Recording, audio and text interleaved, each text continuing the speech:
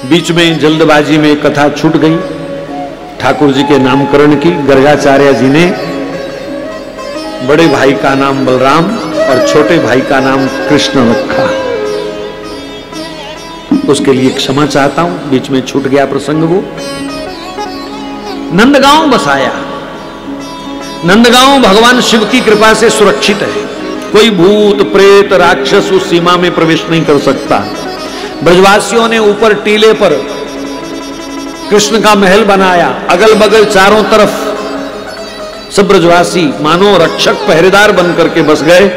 आज भी नंदगांव ऐसा ही है, ऊपर महल, चारों ओर ब्रजवासी। कंस के 2 राक्षस आए थे, जैसे ही गांव की सीमा में पैर रखा वो पत्थर की शिला बन गए।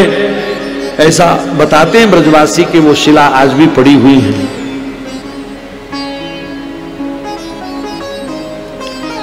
अब यहां श्री कृष्ण का बचपन बीतने लगा।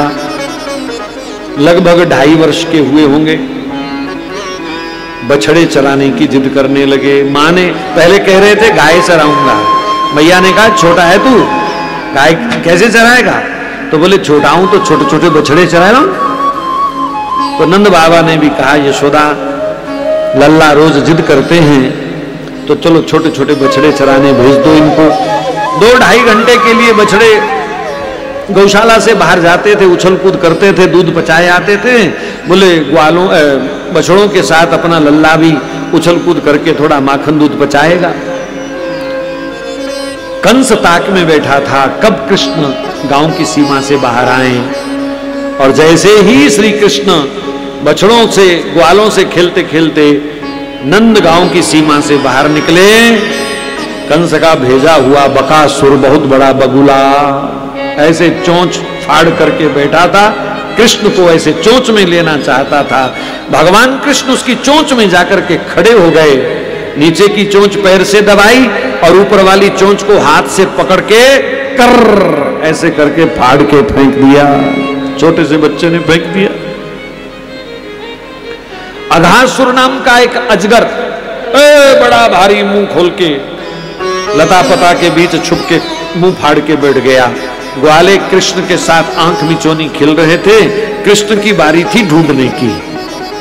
ऐसे कृष्ण बच्चे आंख बंद करते हैं ना तो बच्चे बाकी छिप जाते हैं। तो इस अजगर को उन्होंने पहचाना नहीं। उन्होंने सोचा ये कोई नई गुफा है, ये तो कृष्ण ने भी नहीं देखी।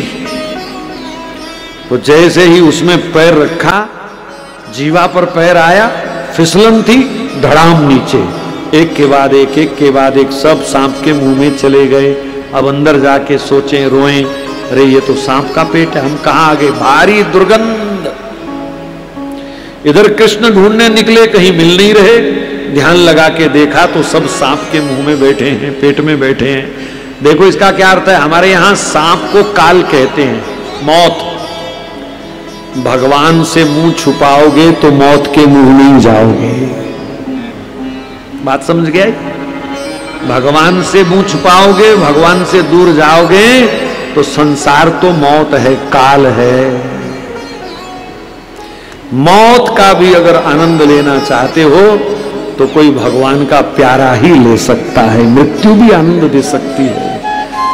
अगर आपका जीवन भजनमय है तो, आपका जीवन अगर सत्संगी है तो मौत का भी आपको आनंद मिल सकता है।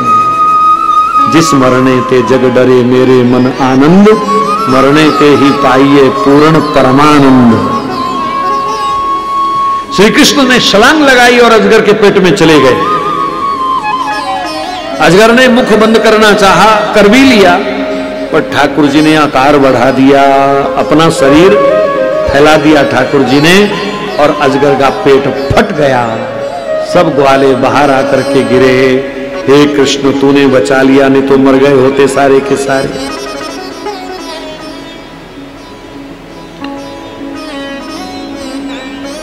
यमुना जी में सब स्नान करके और फिर भोजन करने बैठे। डरे हुए हैं, सांप के पेट से आए हैं तो डरे हुए हैं। तो श्याम सुंदर अपने हाथों से खिलाने लगे।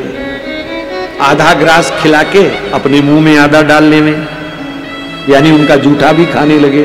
कहीं ब्रह्मा जी की दृष्टि पड़ी ये तो भगवान नहीं हो सकता, ये तो दूसरों की जूठन खा रहा है, असली कृष्ण कौन है यहाँ? देखा कोई और तो है नहीं, यही है आज आके, लेकिन ये जूठन खा रहा है। चलो जरा परीक्षा लेते हैं। ब्रह्मा जी ने बछड़े चुरा लिए, कृष्ण बछड़े ढूंढने गए तो पीछे से ब्रह्मा जी ने ग्वाले चुरा लिए, पहाड़ों में योग निद्रा में सब सुला दिए। भगवान ने देखा उधर बछड़े नहीं, इधर ग्वाले नहीं, ध्यान लगाया, कहां गए? ओ ब्रह्मा जी, हमारी बिल्ली हमको म्याऊं। भगवान ने एको हम बहुश्याम, एक से अनेक हो जाऊं, तो एक तरफ से बछड़े और एक तरफ से ग्वाले, उतनी ही सृष्टि फिर कर दी, वैसी ही मौज, वैसी ही चहल पहल। अगले ही पल ब्रह्मा जी ने जब झांक करके देखा, लेकिन ब्रह्मा जी का एक पल धरती पर 1 वर्ष हो जाता है, यहां तो साल हो गया था। ग्वाले घर में गए तो बूढ़ी बूढ़ी माताओं की छाती से दूध बहने लग गया, क्योंकि आज उनके पुत्र के रूप में कौन आया है? श्री कृष्ण। गौओं के थनों से दूध बहने लग गया, क्योंकि बछड़ा बन करके कौन आया? कृष्ण। भगवान सबकी इच्छा पूरी करते हैं। जिन गोपियों का कृष्ण के प्रति मातृभाव था, आज उनके पुत्र बन करके आ गए। जिन गौओं के मन में कृष्ण को देख करके ममता आती थी, काश कृष्ण हमारा बछड़ा होता और हमारा थन अपने मुंह में डाल के दूध पीता हमारा, आज उन गौओं की भी इच्छा पूरी हो गई। और एक अंदर की बात और बता देता हूं, ब्रजवासी बैठे हैं, अब इनके सामने क्या बताऊं, पर बता देता हूं, इन्हीं चरणों के बल है इस बात के पीछे। 1 साल ये लीला चली और लगभग इसी वर्ष लगभग सभी ग्वालों का ब्याह हो गया। पहले छोटी उम्र में शादी कर देते थे ना, सब ग्वालों का ब्याह हो गया। अब ग्वाले कौन बना हुआ है? ग्वाले के रूप में कौन है? वो बोलो हैं? ग्वाला कौन बना हुआ है? श्री कृष्ण ग्वाला बने हुए हैं सब। तो गोपियां जो ब्याही गईं किससे? श्री कृष्ण से ब्याही गई।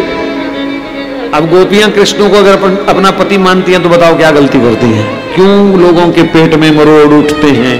समय पे दवाई क्यों नहीं लेते वो बेहोशी की? उन गोपियों का ब्याह ही कृष्ण से हुआ है। साल बाद ब्रह्मा जी ने देखा उधर बछड़े भी हैं, उधर ग्वाले भी हैं, जो गुफाओं में सुलाए थे वो भी हैं।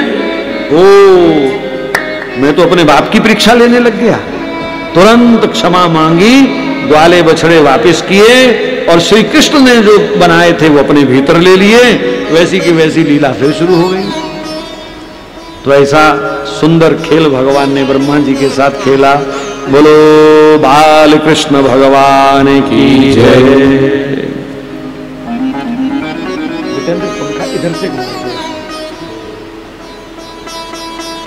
आगे चल करके गौचारण लीला है। 5 वर्ष की आयु में भगवान श्री कृष्ण ने गौ चराना प्रारंभ किया। बस संक्षेप में कह रहा हूं, ये गौ माता के प्रति प्रेम है। मानो कह रहे हो कि मैं भगवान होकर के जब गौ सेवा करता हूं तो आपको क्या समस्या है? आप गौ सेवा क्यों नहीं करते? मुझे पता है मेरी बात का किसी पर असर होना नहीं है। कई साल हो गए इस क्षेत्र में मुझे बोलते हुए, गौ सेवा करो, गौ पालो, गौ पालो। कुत्ते तो शायद लोगों ने पाली रखे हैं, कईयों ने बढ़िया बढ़िया नस्ल के, अपने ही साथ सुलाते हैं, उनको अपने साथ खिलाते हैं, अपने साथ गाड़ी में घुमाते हैं। और उस बड़ी से बड़ी कोठी में गाय माता के लिए जगह नहीं है। यह दुख का विषय है। गावो विश्वस्य मातरा, गाय विश्व की मां है। गावो सर्व सुख प्रदा, गाय से ही सब सुख होते हैं। एक कान से सुनते जाना, दूसरे कान से निकालते जाना, ठीक है? मुझे पता है असर किसी पर नहीं होना गौ माता का, लेकिन जिनके पास जगह है, जिनके पास व्यवस्था है, सबको गाय रखनी चाहिए, गाय पालनी चाहिए। गाय खाती नहीं है, गाय खिलाती है। हम गाय नहीं पालते, गाय हमको पालती है। गाय का दूध अमृत है। गाय का दर्शन साक्षात भगवान के साथ 33 कोटि देवताओं का दर्शन है। गाय के मूत्र में गंगा है, गाय के गोबर में लक्ष्मी है। जब ये गोबर रूपी लक्ष्मी खेतों में डाली जाती थी, बिना कर्ज के किसान खुशहाल होता था, बिना खाद के किसान खुश रहता था। अब वो गाय की लक्ष्मी खेतों को मिलती नहीं है और किसान पर कर्जा बढ़ता जा रहा है, सरकार सुध नहीं लेती, फिर दुख होता है, कष्ट होता है। तो मैं तो फिर कहूंगा, गाय से दूर जाने के कारण ही हम सब लोग दुखी हैं।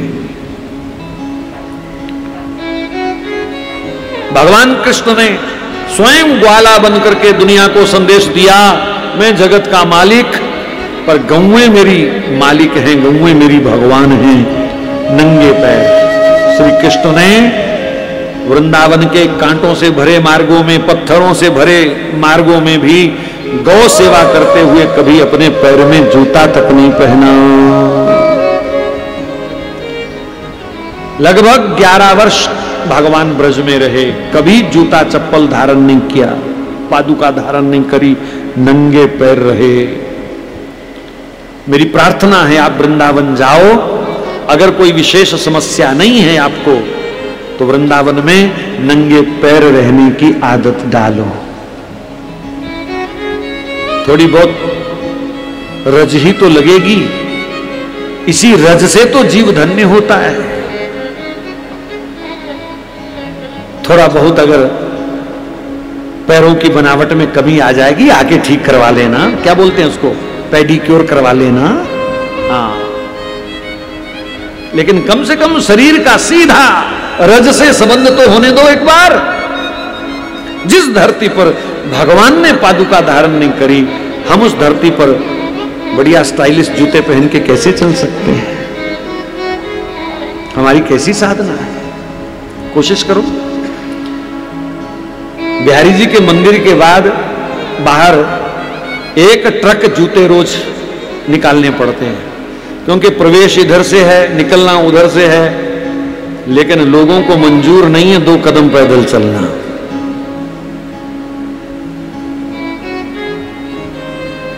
हम तो ऐसे ऐसे मरे, देवियों को ज्यादा समस्या है ना। हाँ, मरते समय भी चिता से बाहर ही रखियो, पैर कहीं जल ना जाए। भाई संभाल तो तभी है ना, वहां तो फूक देगी लकड़ियां, तो थोड़ा बाहर रखना और बर्फ लपेट लेना, गर्मी ना लगे उनको, जल ना जाए कहीं। निवेदन है, वृंदावन में नंगे पैर भ्रमण का आनंद लीजिए, अथवा कम से कम सुबह सुबह दर्शन करने जाओ। आजकल गर्मी है, दोपहर को कहीं निकलना पड़े तो मैं नहीं कहूंगा नंगे पैर जाओ। पहले रज होती थी, पेड़ पौधे होते थे, धरती ठंडी होती थी, अब पक्का हो गया सब कुछ, लेकिन जब धूप नहीं है कम से कम तब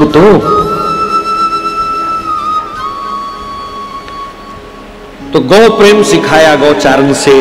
कालिया नाग 1000 फन वाला सांप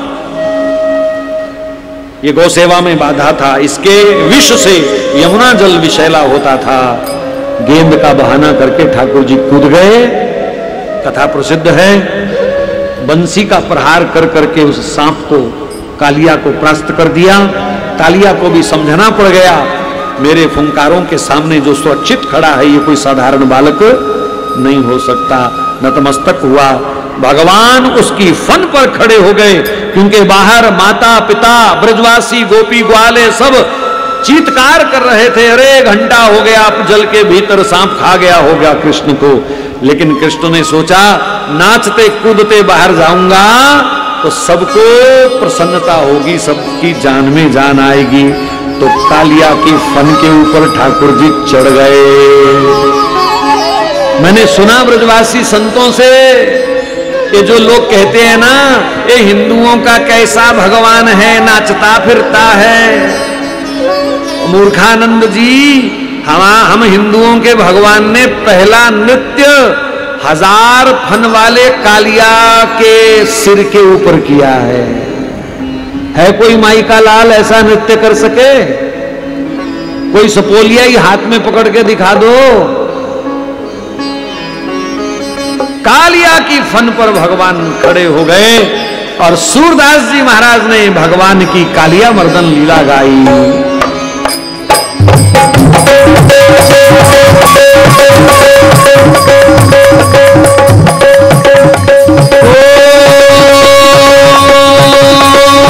कांडवगति मुंडन पर निरकत वनमाली वनमाली वनमाली वनमाली पंग पंग पग पटकत वनन बनयु पर बनयु पर बनयु पर बिम बिम बिम बिनती करत नाग वधुवाली नाग वधुवाली नाग वधुवाली नाग वधुवाली संसन संसन कानिक नारदादी नारदादी गंग गंग गंग भरव गंग गंग गंग भरव तेज सभी ताली तेज सभी ताली तेज सभी ताली तेज सभी ताली सूरदास प्रभु की महिमा किन किन न जानी किन किन न जानी किन किन न जानी चन चन चन चन चरण धरत चन चन चन चन चरण धरत चन चन चन चन चरण धरत अभय भयो काली अभय भयो काली अभय भयो कालिया मर्दन भगवान की जय हो। भगवान कृष्ण ने कालिया लाग को मारा नहीं जी, कहा तुम नागों की भूमि जो रमणदीप कहलाती है वहां चले जाओ। ये जो फिजी कंट्री है ना, फिजी, ये रमणदीप है ऐसा मानते हैं जानकार लोग। ये नाग भूमि है। अंग्रेजों ने काला पानी बनाया इसको, भारतीयों को पकड़ के वहां ठोस दिया, बोले सांप खा जाएंगे अपने आप मर जाएंगे। पर वो बिहारी लोग बड़े मेहनती थे, उन्होंने फिजी को भी देश बना लिया, बढ़िया सजा लिया, संभाल लिया। राम जी के कट्टर भक्त हैं वो आज भी फिजी के लोग। घर घर में रामायण पाठ होता है। मजबूरी है उनकी, मछली के बिना उनका गुजारा ही नहीं, और कुछ होता नहीं फसल वैसे, लेकिन रामायण के वो धनी हैं। प्राण बचाने के लिए उन्हें मछली खानी पड़ती है, ये अलग बात है। अस्तु, इस प्रकार कालिया से भगवान ने ब्रजमंडल को मुक्त किया। वृंदावन में एक दिन आग लगी, सब ब्रजवासी दौड़े, कृष्ण बचाओ कृष्ण बचाओ। भगवान ने लंबा